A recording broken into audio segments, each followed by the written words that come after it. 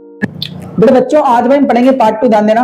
Carbon and its compound का है ना भाई। एक और मान लो डायग्राम आता है, बताओ भाई कोवलेंट बॉन्ड बनाओ NH3 का, अमोनिया का। तो भाई कैसे बनाएंगे आप?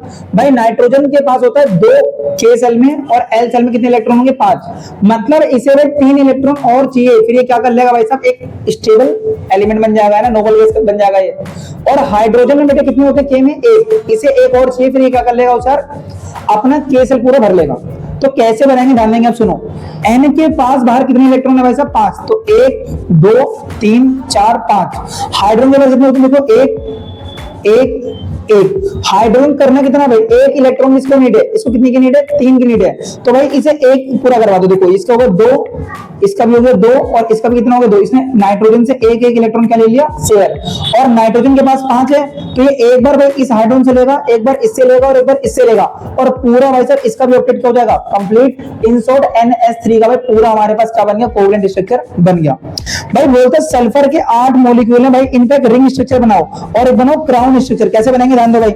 रिंग स्ट्रक्चर देखेंगे आप भाई, S के बाहर कितने इलेक्ट्रॉन थे? ध्यान दो, देखो भाई S के बाहर बेटा ध्यान देंगे आप, K में होगा 2, L में होगा 8 और M में बेटा होता है 6 इलेक्ट्रॉन।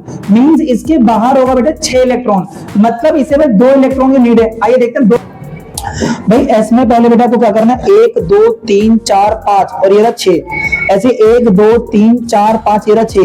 1 2 3 4 5 6 से भर देना है। फिर एक भाई साहब इलेक्ट्रॉन पीछे वाले से और इलेक्ट्रॉन एक आगे वाले से लेके क्या बना दो? सर्कल। एक पीछे वाले से, एक आगे वाले से, एक पीछे वाले से, एक आगे वाले से, पीछे वाले से, एक आगे वाले से। ऐसा भाई साहब आपके पास हर एक सल्फर के पास 8 इलेक्ट्रॉन हो जाएगा और इसका भाई साहब ऑक्टेट क्या हो जाएगा? पूरा। आगे ध्यान देंगे आप भाई साहब। S आपको बनाना है, कितने इलेक्ट्रॉन देखो बाहर? 6 दे रखा है ना, 6 6 6 6 6। भाई एक इलेक्ट्रॉन आपको आगे वाले से और एक नीचे वाले से, एक आगे वाले से, एक पीछे वाले से, एक आगे वाले से, एक पीछे वाले से इलेक्ट्रॉन दे देंगे और इसके बाद भी इसका ऑक्टेट क्या हो जाएगा? कंप्लीट। ऐसा भाई क्राउन स्ट्रक्चर और आपका रिंग स्ट्रक्चर बन जाएगा। आइए देखते हैं भाई प्रॉपर्टीज ऑफ कोवलेंट बॉन्ड क्या होता है, ध्यान देंगे आप।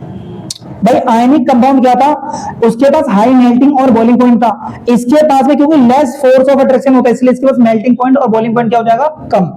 भाई वो तो हमारा good conductor of electricity in the molten state, पर ये होगा बेटा बैड कंडक्टर ऑफ इलेक्ट्रिसिटी, है ना, क्योंकि इसके अंदर फ्री इलेक्ट्रॉन नहीं होते, इसके अंदर मुक्त इलेक्ट्रॉन नहीं है।